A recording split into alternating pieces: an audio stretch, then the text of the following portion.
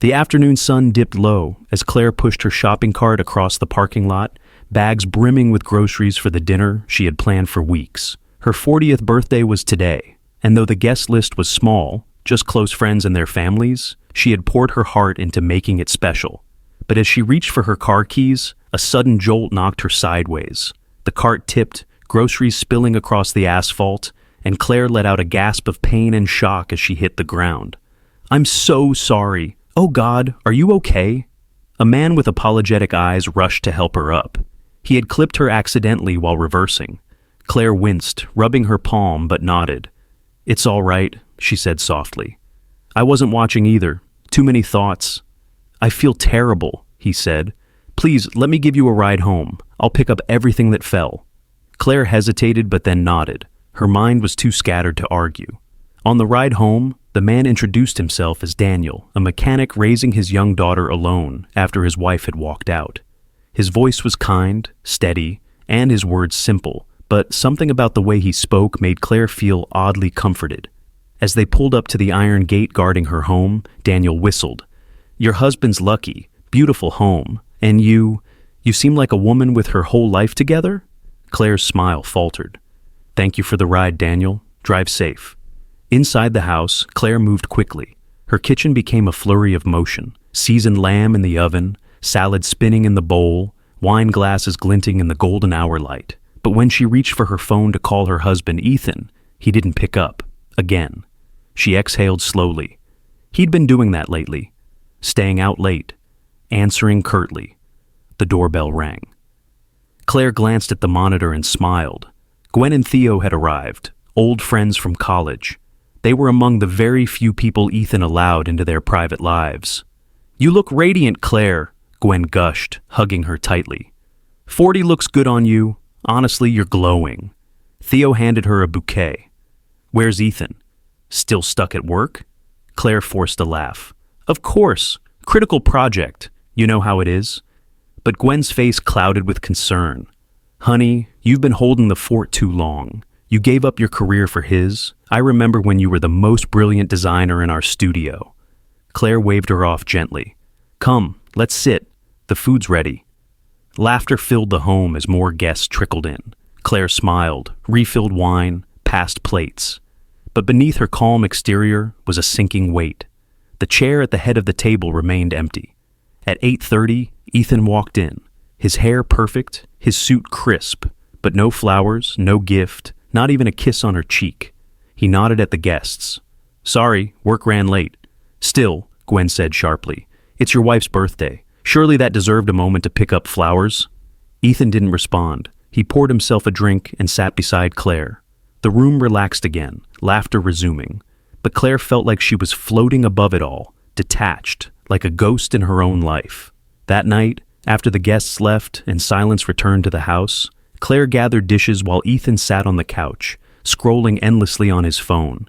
She turned to him, heart pounding. "Even when you're home, Ethan, you're not really here. Is something going on?" He didn't look up. "Claire, don't start. I'm working." "Working?" she whispered. "Even now? On my birthday?" He stood suddenly. "We need to talk." Claire's breath caught, the words she'd been dreading. "I've met someone. Her name is Jessica. She's pregnant. We're having a baby." Time stopped. Claire couldn't feel her legs. She reached for the counter to steady herself. "How long?" was all she could whisper. "Does it matter? I found out about the pregnancy yesterday." "Thank you," Claire said bitterly, "for not ruining my birthday." Ethan rolled his eyes. "Don't turn this into a soap opera. I'm 40. Everyone I know has kids. What do I have? An empty house and a wife who can't give me a family." Claire flinched as if slapped. "You know how much I've tried. The tests, the hormones, the surgeries. You think I wanted this?" "I'm not blaming you," Ethan said coolly. "I'm just saying life moves on. I want a son. I want happiness." He grabbed his coat. "We'll talk divorce tonight." The door slammed. Claire sank to the floor, her sobs breaking the silence like thunderclaps in a storm. The next day, Ethan called. "I found you an apartment. I'll send you the address. Go check it out." That was it. No apology, no explanation, just orders. Claire stared at her phone, trembling. She looked around the home they had built together. The kitchen cabinets she'd picked out, the curtains sewn by hand, the garden she had planted. Now she was being discarded, replaced, but not destroyed, not yet. With trembling hands, Claire poured herself a cup of tea and stepped onto the back porch. The wind carried a hint of jasmine from the garden. She breathed in deeply. Maybe she had been too quiet, too obedient, too focused on holding everything together, but not anymore. She picked up her phone and dialed a number she hadn't called in years. "Gwen," she said when the voice picked up. "You were right. I need to work. I need to start over, and I need help." "Say no more," Gwen replied. "Come over, let's make a plan." And as Claire looked out into the fading light, something fierce stirred in her chest. Not rage, not despair, something stronger. A beginning. Sylvia stood in the doorway of her new apartment, clutching the last cardboard box against her chest. It was late afternoon, and sunlight filtered through the beige blinds, painting golden stripes on the dusty hardwood floor. The apartment smelled of fresh paint and pine-scented floor cleaner, a strangely sterile contrast to the emotional mess inside her heart. She hadn't cried on the drive over. There were no more tears left. The breakdown had already come and gone, at the old house, while packing up photos of her wedding day and choosing which memories were worth saving. Now, Sylvia was functioning on autopilot. She set the box down and looked around. Empty. Cold. Quiet. But it was hers. She repeated that phrase in her mind like a mantra. "This is mine. This is my beginning." The first few nights were the hardest. She didn't sleep much. The bed creaked with unfamiliarity. Every knock, every hum of the fridge made her flinch. Sometimes she swore she could still smell Logan's cologne clinging to her pillow, even though she'd left the marital bed behind. Worse than the loneliness was the silence of her phone. He didn't check on her, not once. She told herself it was better this way. What would be the point of contact? He'd made his choice. He had a new life now, with Camilla, with a baby. The betrayal burned all over again. But pain, Sylvia realized, had layers. It wasn't just Logan's betrayal. It was how she had betrayed herself over the years, dimming her voice, suppressing her ambitions, silencing her instincts just to keep the peace. For 15 years, she had molded herself into the perfect partner. She gave up her architecture career to support Logan's law firm. She handled the home, the bills, his schedule. She sat across from doctors, swallowing disappointment after disappointment, when they explained, again, that the chances of pregnancy were slim to none. She became an expert at holding herself together, but now there was no one left to hold anything together for. That realization was terrifying and oddly freeing. Sylvia began to develop a routine. Mornings were spent walking through the nearby park, coffee in hand, earbuds in, listening to audiobooks that reminded her she wasn't alone. Evenings were reserved for job hunting and brushing up on old design software. She hadn't drawn a blueprint in nearly a decade, but her fingers still remembered the rhythm. The language of lines and dimensions came back, slowly but surely. One night, curled up on the couch with a glass of red wine, she opened a forgotten sketch pad. The pages were yellowed, but the pencil danced like it never left. She sketched the outline of a cozy cabin with tall windows and a wraparound porch. It didn't look like the house she once lived in with Logan. Number? This was hers.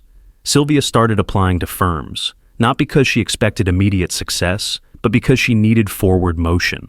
The rejection emails were numerous at first. She was overqualified, under-recent, out of touch with trends, but she refused to let them define her. She joined an online architecture community. She began freelancing, small projects at first. A deck here, a nursery redesign there. It wasn't glamorous, but it was hers.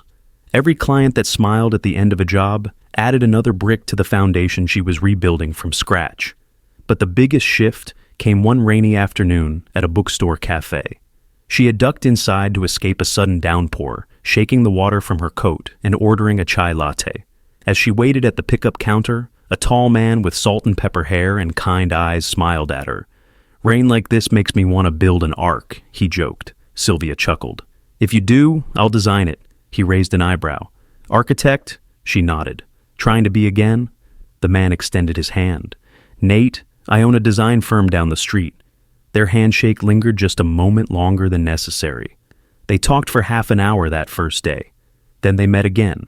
accidentally on purpose, as Nate called it, a week later. He had visited her profile online, admired her old work, and offered her a chance to collaborate on a community center renovation project.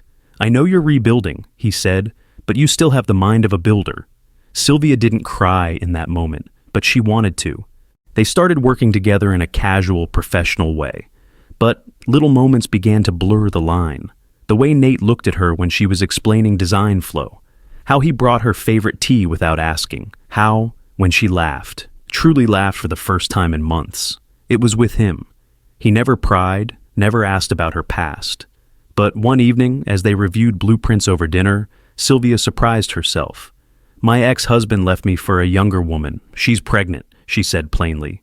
Nate set his fork down. "Then he's a fool." And that was it. No pity, no advice.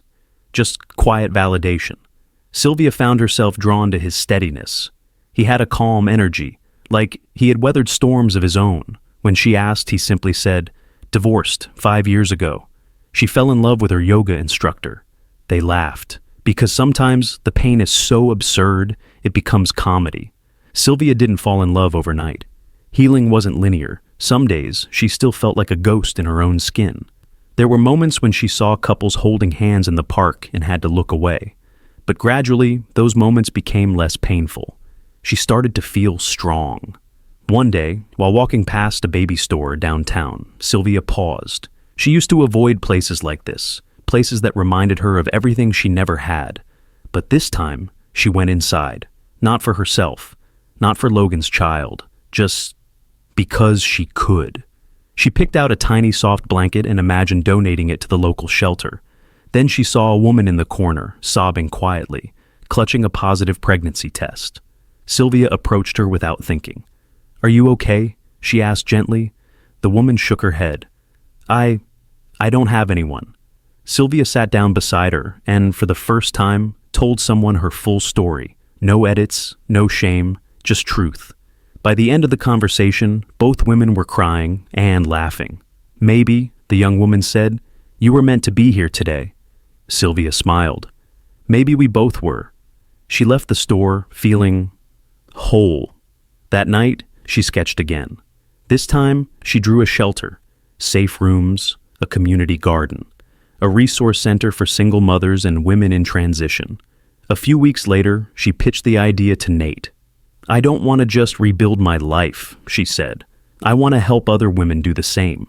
Nate grinned. "Let's do it together." And for the first time in a long time, Sylvia realized she wasn't just surviving, she was rising, and she was no longer doing it alone. Sylvia stood in front of the half-renovated building, with Nate by her side, wearing a yellow construction helmet and squinting into the morning light. The structure that once resembled a forgotten warehouse was slowly becoming something new, warm, intentional, and open. Her shelter. It still didn't feel real. The project had begun with just a sketch in her notebook.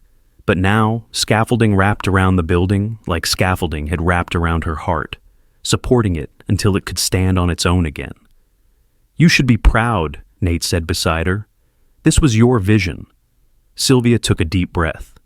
"Our vision. You believed in it with me." He smiled at that, one hand tucked in his pocket, the other holding blueprints. "I did. I still do." They spent the morning checking on the construction progress. Windows were being installed, the plumbing team had just finished the second floor, and a local artist was painting a mural across the brick side of the building, a tree with roots deep and branches stretching far, each leaf shaped like a woman's palm. "Resilience," Sylvia had said when describing the design to the artist. "That's the theme." By noon, the sun had risen high and the air had turned humid. Sylvia wiped her forehead and headed back to the temporary office inside a shipping container. It was there she found her phone vibrating with an unknown number. She hesitated for a moment, then answered. "Hello?" A pause. "Hi, Sylvia. It's Logan." Her chest tightened. I heard about the community project. I saw an article online. You're doing something really big." Sylvia didn't respond right away. Her heart was thudding. She sat down slowly in her chair, away from the buzzing sounds of hammers and drills outside. "I'm not calling to argue," Logan said quickly. "I just wanted to talk." She closed her eyes for a second, remembering the way he had stood over her months ago, telling her coldly that Camilla was pregnant. The man who had pushed her out of her own home now wanted to talk. "Why now?" she asked calmly. Another pause. Camilla left. Sylvia's breath caught. She took the baby and moved to Arizona. Said she couldn't deal with the pressure. We fought a lot. I guess it wasn't what she expected. Sylvia didn't speak. She didn't need to. "I know I messed up," Logan continued. "I hurt you. I threw everything away. And now I look at you and you're stronger than ever. You've built something meaningful. And I'm over here, in an empty house." Sylvia finally responded, voice steady. "You made your choice, Logan. I know, I'm not asking for forgiveness. I just needed you to hear that. I don't expect anything. I just wanted you to know." Sylvia said nothing. The silence was heavier than any words she could have spoken. He hung up first. She stared at the phone for a long time, a whirlwind of emotions in her chest. Rage, sorrow, vindication, but most of all, peace. She had survived him. She didn't need closure. She was her own closure. That evening, she went home to her apartment and opened a bottle of wine she'd been saving. Not for celebration exactly, but for moments like this, milestones no one else could see but her. She poured a glass and stood on her small balcony. Across the street, lights flickered on in Nate's unit. She smiled. He texted minutes later. "Dinner?" She replied, "Yes, but I'm bringing dessert." Their evenings had begun to blur into something comforting. Not romantic yet, not fully, but steady, honest, kind. That night over Thai takeout, Sylvia told Nate about the call. He nodded slowly. "I wondered when that day would come. I thought I'd fall apart. I didn't." "You're past him, Syl." She looked at him. "Am I?" Nate reached across the table and took her hand. "I see you, every day. You're not the same woman who walked into my office with shaking hands and old sketches. You've built a new foundation. And you've been part of it. I'd like to keep being part of it, but I'll wait for you, as long as it takes." Sylvia felt tears sting her eyes, not the kind that came from sadness, but the kind that came from being truly seen. Later, after the dishes were cleared and Eva, Nate's daughter, was tucked into bed, Sylvia stood by the bookshelf looking at the framed photo of Nate and Eva at the zoo. "She's so much like you," Sylvia said. Nate smiled. "She's stubborn, determined, and won't stop asking questions. So, yeah, that checks out." "She's lucky," Sylvia said quietly, "to have a father like you." He walked over and stood behind her. "I think we're all lucky to have found each other." The next few weeks passed in a blur of late nights at the build site, meetings with donors and community volunteers arriving with casseroles and tool belts. Sylvia was everywhere, organizing rooms, assigning tasks, adjusting floor plans to fit more beds. She barely had time to breathe, but she had never felt more alive. At night, she dreamed of the women who would live in this space, each with their own version of heartbreak, and she dreamed of what it would feel like to look at them and say, "You're safe now. You're home." Her world was expanding again. Then one day, the past barged back in with a knock on her office door. She opened it to find Camilla standing there, holding a baby. Sylvia froze. I didn't know where else to go," Camilla said. Her voice was thinner, weaker than Sylvia remembered. Her eyes were tired, and her blouse had a stain on the shoulder. The baby stirred in her arms. Sylvia blinked, stunned. Why are you here?" Camilla swallowed. "Because Logan's not who I thought he was, and I made a terrible mistake, and because someone told me you were helping women." Sylvia stared at her. "You think I'll take you in, after everything?" Camilla's voice cracked. "I don't expect anything. I had nowhere else to go." Silence. A long, stretching silence. Then Sylvia stepped aside and held the door open. "Come in." Camilla burst into tears. It wasn't about forgiveness. Not yet. Maybe not ever. But it was about something bigger. An understanding that pain connects us all, that we're more than the worst things we've done. Sylvia gave her a room for the night. Fresh sheets, a warm meal. Nate looked at her that night and said simply, "That's who you are." Sylvia nodded. "That's who I choose to be." Because healing wasn't just about rebuilding herself. It was about creating space where others could rebuild too. She stood outside that night, watching the stars appear one by one. Logan was a fading memory. Camilla was a consequence, not a curse. The baby, innocent in all of it, deserved warmth. And she had warmth to give. She thought of the tree mural on the shelter wall, roots deep, branches wide. She was becoming the tree, and from here, she'd only grow higher. Sylvia woke up at dawn, not to an alarm, but to the soft hum of a lullaby. She lay still, listening. It took her a moment to realize it wasn't coming from her phone or the hallway. It was from the guest room, the one she'd prepared in a rush the night before, the one Camilla and her child now slept in. Camilla was singing. The sound was gentle, unsteady, but full of something that caught Sylvia off guard. Not regret, not apology, just vulnerability. She sat up slowly, wrapped herself in her robe, and made her way quietly toward the guest room. The door was cracked open. Camilla stood by the window, rocking her baby gently, silhouetted by the early morning light. Her long, dark hair was tied back, her eyes tired but soft as she looked down at her son. Sylvia didn't say anything. She simply turned away and went to the kitchen.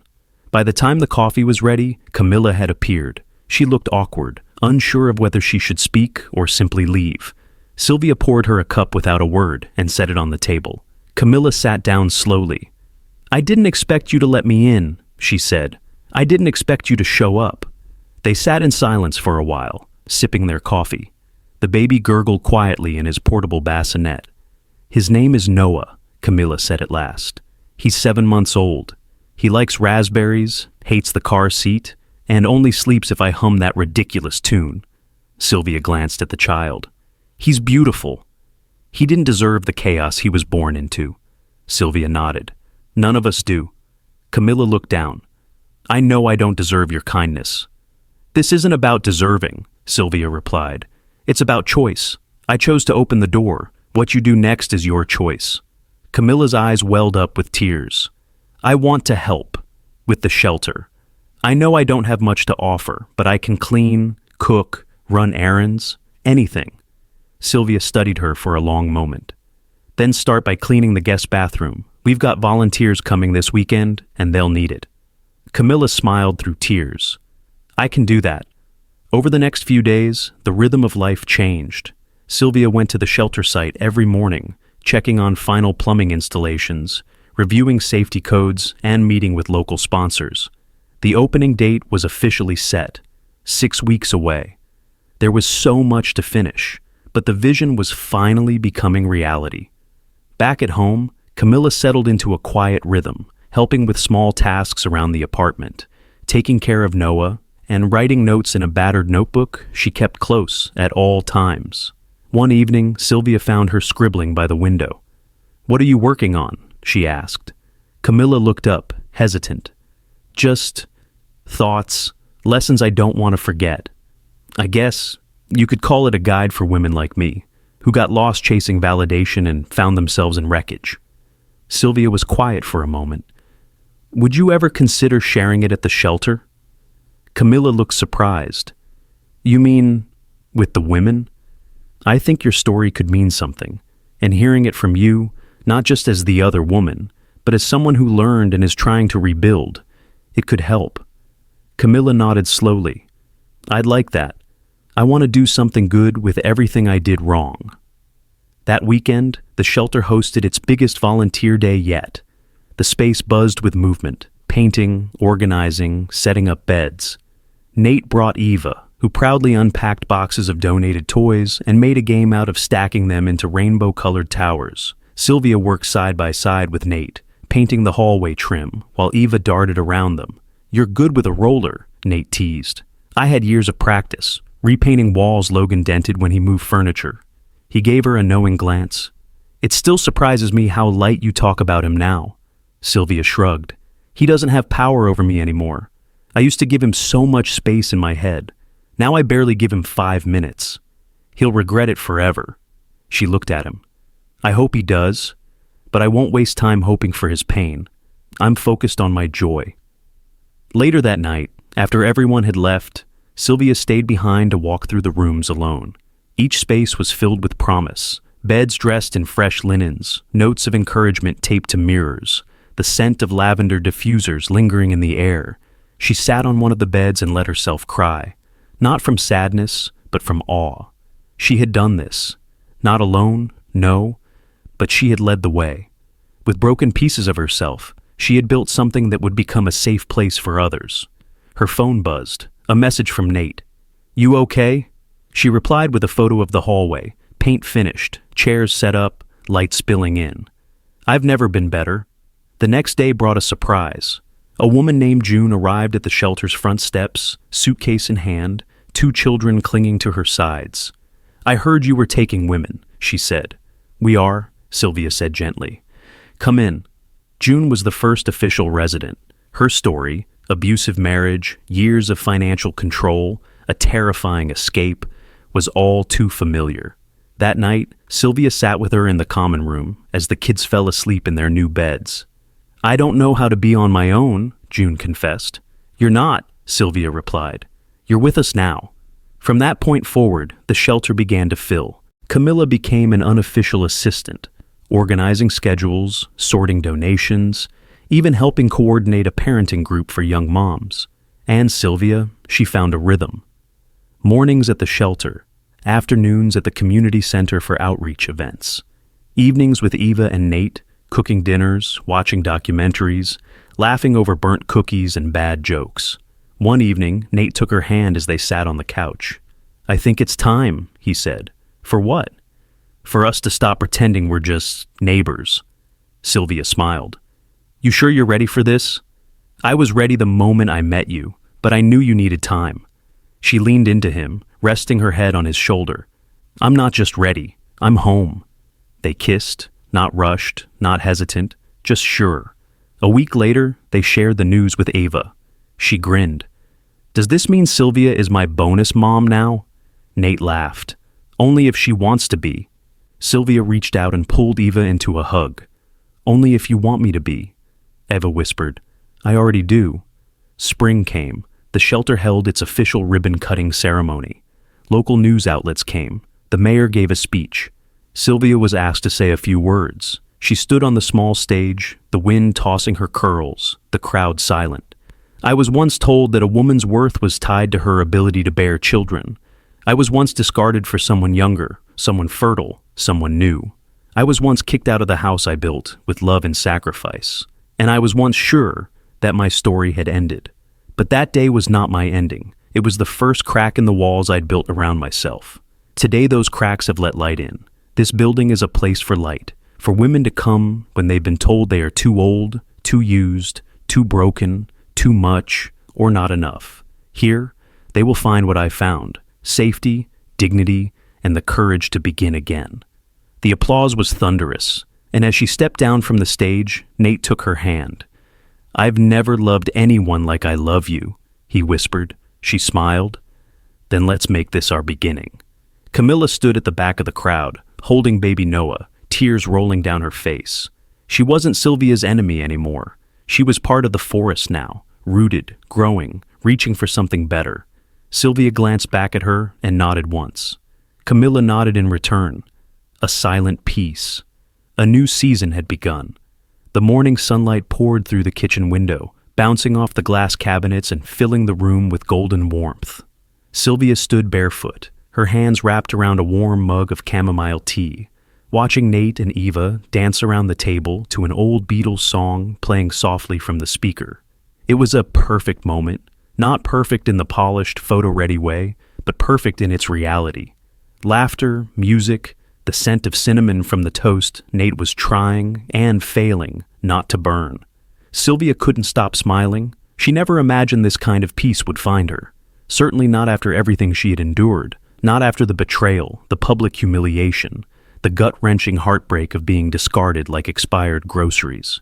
But life had a way of surprising you, especially when you stopped trying to predict it. After breakfast, they headed out to the shelter, where a weekend workshop for single mothers was underway. Camilla, now a regular presence, greeted them at the entrance. Her cheeks were flushed with energy, and baby Noah giggled from his sling. "There's a woman here asking for you," Camilla said quietly as Sylvia stepped inside. She didn't give her name, just said she knew you. Sylvia's brows furrowed. She made her way toward the small private office near the back. As she opened the door, her breath caught in her throat. It was Logan's mother, Judith. Elegant as ever, dressed in a pale blue coat, a string of pearls resting against her collarbone, her lips pursed in a familiar expression of composed concern. "Judith," Sylvia said, her voice steady but her heart pounding. "Sylvia," Judith replied, standing. "You look radiant, different." "I am." They sat, a table and a canyon of history between them. "I'll get straight to the point," Judith began. "Logan is in trouble." Sylvia blinked. "That's not my problem anymore." "I know, but it's mine." Sylvia waited. "He lost everything. The marketing firm, gone. His partner, gone. Turns out she wasn't just using him for money. She was using him to cover up her own schemes." Sylvia's face didn't flinch. "What does this have to do with me?" "He's drinking again," Judith said, her voice cracking for the first time. "He's spiraling. And he asked about you." That made Sylvia pause. She had buried that chapter, closed the door, double-locked it, and walked away without a backward glance. But hearing that he had asked about her stirred something she hadn't expected to feel again. Not affection, not love, just sadness. A deep human sadness for what he had chosen, for who he had become. "I'm sorry he's hurting," Sylvia said after a while, "but I'm not his cure." "I understand," Judith whispered. "I just wanted you to know." Sylvia stood. "You've said what you came to say. I hope he gets the help he needs." Judith nodded, her eyes glossy. "You're stronger than I ever gave you credit for." "I always was. You just didn't want to see it." That night, Sylvia couldn't sleep. Nate noticed. They sat together on the couch, his arm around her, the TV playing a low, comforting hum in the background. "I saw someone today," she said softly. "Judith, Logan's mother." Nate tensed. "Everything okay?" "She came to tell me he's falling apart, that he asked about me." Nate was quiet for a moment. "Do you want to see him?" Sylvia turned to look at him, surprised. "No," she said without hesitation. "But part of me wants to understand why he threw everything away. I know closure is a myth, but there's a tiny part of me that wants to look him in the eye and say, 'I survived you.'" Nate nodded. "If you ever decide to say that, I'll drive you there myself." Sylvia smiled. "You're amazing. You're my favorite human." They kissed, and the weight of the day melted, if only a little. A week later, the shelter received its first major feature in a local newspaper. The article praised the mission, the vision, and the resilience of the woman behind it. Sylvia's phone buzzed constantly with congratulations. But one message made her freeze. It was from Logan. A single sentence. "I read about you. I'm proud of you." She stared at it for a long time, fingers hovering above the keyboard. She typed, "You don't get to say that, but thank you." Then she blocked the number. Closure wasn't something he could give her. It was something she had already found, long before he thought to seek redemption. Camilla noticed Sylvia's quietness that day. "Are you okay?" "Yes, I'm just closing old windows." Camilla nodded, understanding more than most. That evening, the shelter hosted its first family dinner, a new tradition meant to build community and joy among the women and children living there. Long tables were set with simple meals. Laughter echoed through the walls, and children ran freely through the hallways. Ava sat beside Sylvia, helping a younger girl braid her hair. Nate played the guitar in the corner, softly strumming familiar tunes. Camilla held Noah, swaying gently to the rhythm. Sylvia looked around the room and felt something deeper than happiness. She felt rooted. The next day brought a surprise. One of the shelter residents, a shy teenager named Brianna, handed Sylvia a notebook. "I wrote this after one of the journaling sessions," she mumbled. "It's not great or anything, but it helped me." Sylvia opened the notebook. Inside was a poem. Raw, honest, full of pain, but also flickers of hope. "This is beautiful," she said. Brianna smiled for the first time in weeks. That night, Sylvia had an idea. What if they created a book, a collection of writings from the women at the shelter, poems, stories, letters to their past selves? She pitched it at the next community meeting, and the response was overwhelming. Soon, every evening was filled with creative energy. Some women painted, others wrote, some simply spoke and had their stories transcribed. Camilla wrote a heartfelt essay titled, From Other Woman to Only Me.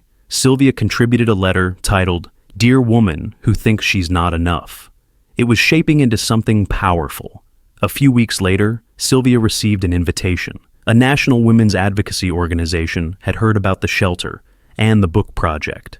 They wanted Sylvia to speak at their annual summit. She stared at the email, heart pounding. She had never stood on a national stage before. Nate found her pacing the kitchen. "You're going to say yes, right?" he asked. "I'm terrified." "That means it's the right thing. Growth doesn't come from comfort." She smiled. "You sound like a therapist." "I'm just a man who loves a brave woman." So she said yes. 2 months later, Sylvia stood before a packed auditorium, lights blazing, her heart in her throat. She held a copy of the shelter's first book, Letters from the Edge of Starting Over. She spoke for 15 minutes, about loss, about betrayal, about rebuilding with nothing but your own 2 hands and a stubborn refusal to stay down. She ended with this: "There is life after heartbreak, not just survival, but life, full, rich, joyful life. I was thrown out, humiliated, left to start over at 40. But I wasn't done, and neither are you. You are not broken, you are becoming." The standing ovation was thunderous, and as Sylvia stepped off stage, she saw them in the crowd. Camilla, tears streaming down her cheeks. Nate, beaming with pride. Eva, waving wildly. She had never been more certain. This was her life, not the one she planned, but the one she had chosen moment by moment, pain by pain, breath by breath. And she wouldn't trade it for anything. Thing waiting for me. Sylvia read each one, cried at many, responded to all. She was no longer just the founder of a local shelter. She had become a symbol of hope, resilience, and second chances. And while the weight of that was heavy at times, it never felt like a burden, only a calling. At the shelter, the book, Letters from the Edge of Starting Over, was now a centerpiece. Every new woman who arrived was handed a copy. Inside, the women had written raw truths. "I stayed because I thought I couldn't do better. I left because my child deserved to see what self-worth looked like. I'm still afraid, but I show up anyway." One day, a quiet woman named Iris arrived at the shelter. She had 2 young children and eyes that looked far older than her 30 years. Sylvia sat with her that first night. "I don't have anything left," Iris whispered. Sylvia placed the book in her hands. "Yes, you do. Start here." Later that night, Iris joined the group journaling circle. She didn't write much, just 3 words on her page. "I'm still here." And that was enough. Meanwhile, things between Sylvia and Nate were deepening, not in some dramatic, cinematic way, but in the quiet rhythms of a real relationship. They cooked together, laughed over burnt cookies, fell asleep with a book between them, and woke to sleepy forehead kisses and whispered, "Good mornings." Eva adored Sylvia, and Sylvia, in turn, discovered a joy she'd long thought was off limits to her, a child's unconditional love. One crisp Saturday morning, they packed up the car and headed to a cabin near the mountains, a weekend getaway just for the 3 of them. They built a fire, roasted marshmallows, and told stories beneath a sky full of stars. That night, while Eva slept soundly in the next room, Nate took Sylvia's hand and looked at her with the kind of tenderness that didn't need big declarations. "I know you're still healing," he said. "I know there are parts of your heart that were broken in ways I'll never fully understand. But I want you to know, I'm not going anywhere." Sylvia swallowed the lump in her throat. "I spent years being afraid of love, of needing anyone, of being hurt again," she whispered. "But with you, I feel safe, and for the first time, I don't want to run from that." He leaned in, pressing a kiss to her forehead. "Then let's stay right here."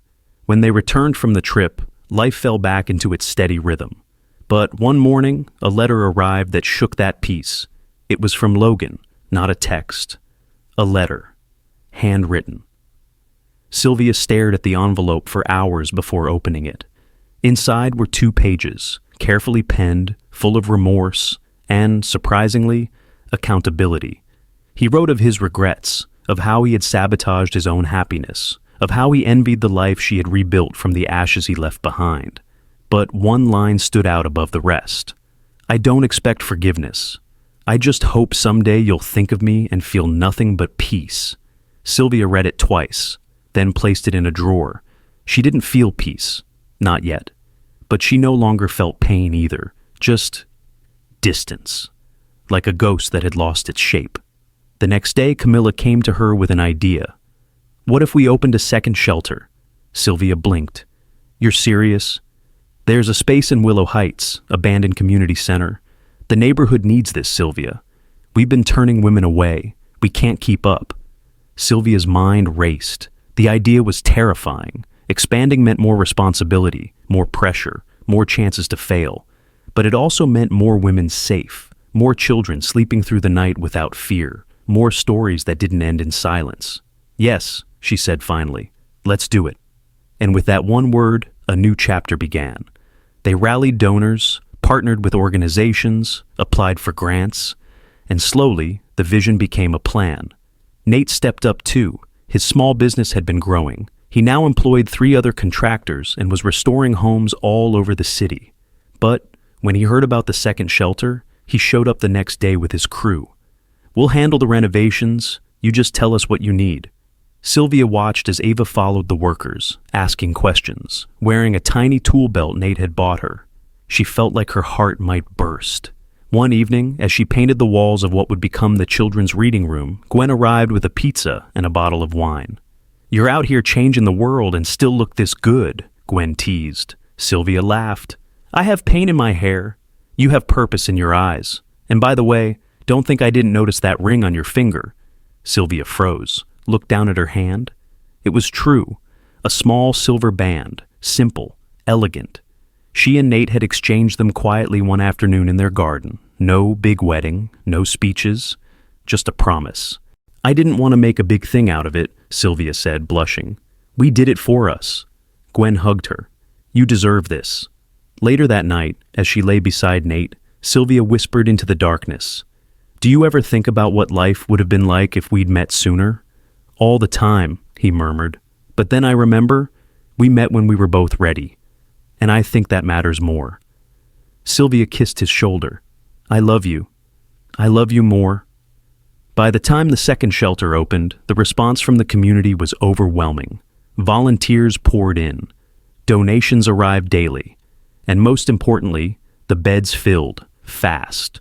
Women came with nothing but hope and were met with warmth, resources, and most of all, respect. Iris, the woman who once wrote I'm Still Here, became one of the shelter's most vocal advocates. She found a job, saved money, and eventually moved out with her 2 children. She returned every week to lead a writing circle. Camilla's essay was picked up by a national magazine and published under the title, Redemption Isn't Just for the Left Behind. And as for Sylvia, she found herself more and more stepping into roles she'd never envisioned. Advocate, mentor, mother figure, author, wife. But she never forgot what it had taken to get here. The nights she cried on the kitchen floor, the days she felt invisible, the moment she packed her things and walked away from everything she had known. She remembered it all, because it reminded her that survival wasn't her only story. Rebirth was. One afternoon, Eva came home from school with a drawing she had made. It showed a big house with a garden, 3 stick figures holding hands, a dog, a cat, and lots of hearts. She handed it to Sylvia. This is our home, she said proudly. Sylvia's throat tightened. Who's this? She asked, pointing to a figure beside Eva's. That's me, Eva said. And that's you, and that's the baby. Sylvia stared at the paper. The baby? Eva nodded. Daddy told me, I'm going to be a big sister. Sylvia turned to Nate, who was grinning in the doorway. You couldn't wait, could you? I wanted to tell you together, he said, kneeling beside her. Sylvia felt tears in her eyes, not of fear or uncertainty, but joy. I never thought I'd get to have this, she whispered. You get to have everything, Sylvia, he said, wrapping his arms around her. And in that moment, she believed it. The woman who had once been thrown out for someone younger, who was told she was too old to start over, who was broken, ashamed, and alone, was now the foundation of something beautiful. The autumn sun filtered softly through the windows of the second shelter as Sylvia stood by the front entrance, watching the leaves fall in gentle spirals. There was something poetic about it, the letting go, the making room for new growth. Her hand rested gently on her stomach. She was 5 months pregnant. Every day brought a new change, a new sensation. And yet, unlike the fear she had felt all those years ago when her life had been turned upside down, this change felt rooted in something solid, in love, in healing, in choice. Eva was ecstatic about the coming baby. She had already named it, Juno if it was a girl, Luca if a boy. There was no negotiating. Sylvia and Nate had simply smiled and nodded, happy to let Eva feel the magic of this shared dream. Nate, for his part, had become even more devoted. Every evening he massaged her feet, prepared herbal teas, and whispered sweet nothings to her growing belly. "You're already spoiling this baby," Sylvia teased one night. "Only fair," he said, kissing her shoulder. "They'll be lucky, just like I was when I found you." But outside their growing family, a storm was quietly brewing. One afternoon, as Sylvia led a financial literacy workshop at the shelter, Camilla walked in, her face tight with concern. "Can I talk to you?" Sylvia excused herself and followed her to the office. Camilla closed the door behind them. "There's a problem," she said, her voice low. "With the foundation." Sylvia sat down slowly. "What kind of problem?" "One of the sponsors. We just found out they've been involved in some shady practices, fraud, misuse of funds. Their name's all over the news. And because we're listed as one of their grantees," Sylvia's heart sank. "It could affect our credibility." Camilla nodded. "Some of our newer donors are already pulling out. The board is panicking." Sylvia took a deep breath. The same steadiness that had carried her through heartbreak now rose to meet this crisis. "We didn't do anything wrong," she said. "We've been transparent. We'll release a statement. Let's get ahead of it." Over the next 48 hours, she worked around the clock, drafting press releases, coordinating with lawyers, and holding town hall meetings with donors and volunteers. She didn't sleep, barely ate, but she stayed grounded, and the community responded. Women who had once stayed in the shelter posted videos online, sharing their stories. Donors sent messages of support. A local journalist who had once covered the shelter's opening ran a piece titled, "The Sanctuary That's Saving Lives and Fighting for Its Own." It went viral. By the end of the week, Sylvia's inbox was overflowing again, but this time with offers of help, new partnerships, unexpected donations. Out of chaos came clarity. Out of panic came power. Later that weekend, as she finally allowed herself to rest, Nate held her in the hammock behind their home, swaying gently in the evening breeze. "You were brilliant," he whispered. "I was scared," she admitted, "but you didn't let it stop you." Sylvia looked up at the stars. "I used to think survival was the peak, that just getting through was the goal, but now I think the goal is to thrive, and to help others thrive too." That night, as she drifted off to sleep in Nate's arms, the baby kicked for the first time. She smiled in her sleep. Meanwhile, in another corner of the city, someone else wasn't sleeping so well. Christopher sat in a dim apartment, flipping through old photos on his phone. Photos of him and Sylvia, smiling on vacations, laughing at dinners, standing proudly in front of their first home. He had lost it all. Ellen had vanished months ago. The child she claimed was his had been proven otherwise. The house had been sold to pay debts from his failed business. He worked now at a small real estate agency, barely making ends meet. And every so often, someone would mention Sylvia. "I saw her speak at the Women's Leadership Forum. Incredible story. She's doing such amazing work with that shelter, isn't she? Did you know she's pregnant? Glowing, I heard." Each word sliced deeper. He had once believed he was the one walking away into a better life. He was wrong.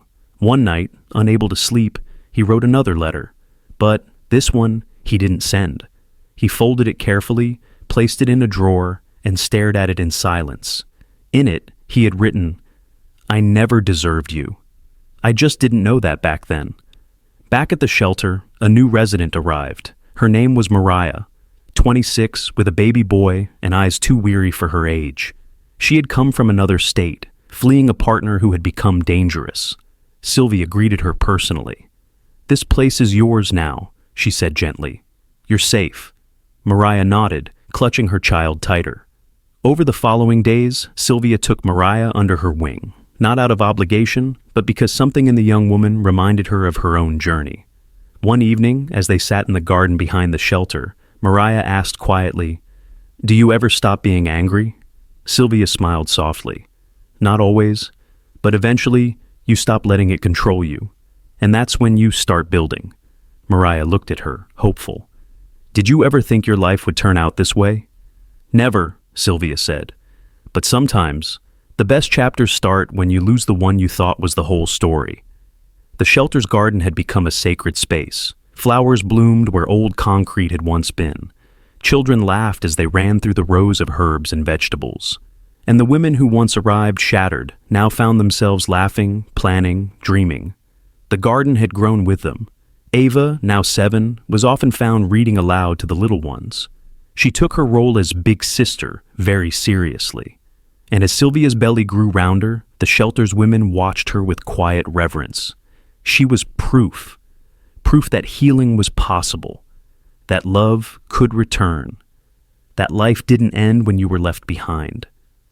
One day, as Sylvia watered the lavender bushes, Mariah joined her. "I've been accepted into a training program," Mariah said proudly. "Social work. I want to help women, like you helped me." Sylvia hugged her. "That's the best news I've heard all week." Mariah beamed. "You changed my life." "No," Sylvia said gently. "You changed it. I just held the door open." As evening fell, Nate arrived to take Sylvia home.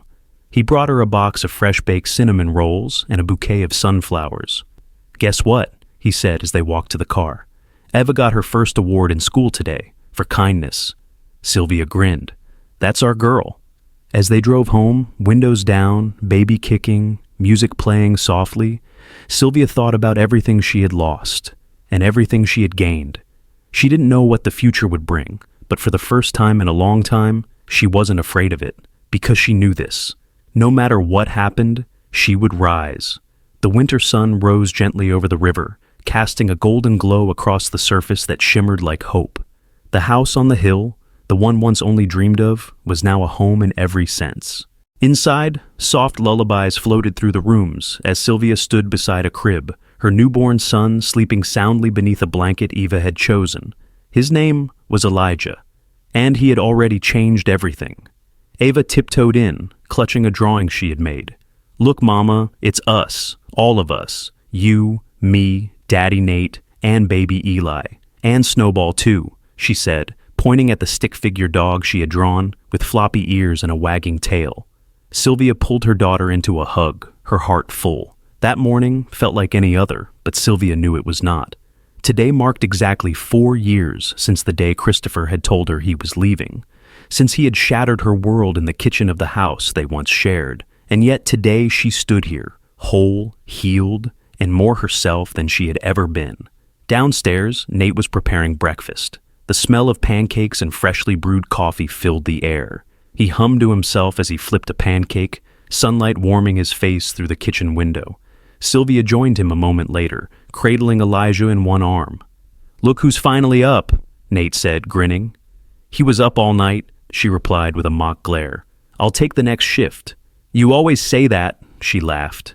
They kissed, and in that small, quiet moment, years of struggle and rebuilding seemed to melt into joy. After breakfast, Gwen and Wes arrived with their kids, arms full of gifts and food. It was an impromptu celebration, no occasion needed other than life itself. Sylvia couldn't stop smiling. Later, they all gathered in the living room, kids sprawled across rugs, adults sipping tea and wine. The fireplace crackled gently, adding to the warmth in the air. Gwen raised her glass. "To Sylvia," she said, her voice thick with emotion, "to the woman who taught us all that, no matter how far you fall, you can always rise again. Not just stronger, but wiser, kinder, and more radiant." Sylvia's eyes welled with tears. "I wouldn't have made it without you, any of you." "Maybe not," Wes said. "But the way you turned pain into purpose, that was all you." The room fell into a soft hush. Everyone there had witnessed her journey, from betrayal and grief to renewal and love. And then the doorbell rang. Everyone looked up. Sylvia exchanged a glance with Nate. He stood and opened the door. Christopher. He looked older, thinner. Life had etched regret into his face. I'm sorry to interrupt," he said quietly. Nate didn't move to block him, but he didn't step aside either. "This isn't the time." "I know," Christopher said. I I need to speak to Sylvia. Just for a moment. Please. Sylvia stood slowly. The room held its breath. She walked to the door, Elijah still in her arms. She didn't step outside. She didn't invite him in. Christopher. Her voice was calm. I heard about the baby, he said, unable to look away from the child. He's beautiful. Thank you. There was a long silence. I lost everything, he confessed. The house, my career. Ellen left. The boy wasn't mine. I have nothing now. Sylvia looked at him, not with anger, not with pity, but with understanding. We all lose things, Christopher. Some things we lose by accident. Others, we choose to give up the moment we betray what matters. He lowered his eyes. I don't expect forgiveness. I've already given it, she said softly. Not for you, but for me. So I could be free. He nodded slowly. I just wanted to say, I see it now. Everything you were, everything I threw away. Sylvia shifted Elijah gently in her arms. You helped me become who I am now, she said. Maybe that was your role. Maybe it was never forever. Just a beginning. Christopher blinked hard. I wish you peace, Sylvia added, but your chapter in my life is over. She didn't wait for a reply. She turned and walked back into her home. As Nate gently closed the door, Christopher remained standing outside for a long time, staring at the life he could no longer touch. Inside, Sylvia handed Elijah to Gwen and walked to the garden. She needed air. The sky was streaked in gold and lavender. A robin landed on the fence post. Nate followed her out, wrapping a blanket over her shoulders. You okay? He asked. She nodded. More than okay. It's done. Finally. And with that, they stood together, watching their children play in the yard. The life they had built wasn't perfect. There were still bills, sleepless nights, moments of doubt. But it was real. And it was theirs. Sylvia had started a scholarship fund through the shelter for single mothers pursuing education. It was named the Phoenix Fund. Fitting, she thought. She also began writing her story, not for fame, but for other women still in the dark, still waiting for a sign that they could survive, too. Her first chapter began. He left me, and I thought it was the end. But it was only the beginning. One day, perhaps she would publish it, but for now, she had everything she needed. As the sun dipped behind the hills, Sylvia whispered to herself, I rose, and I'm never going back. Her story wasn't one of revenge. It was a story of becoming, and it was just beginning.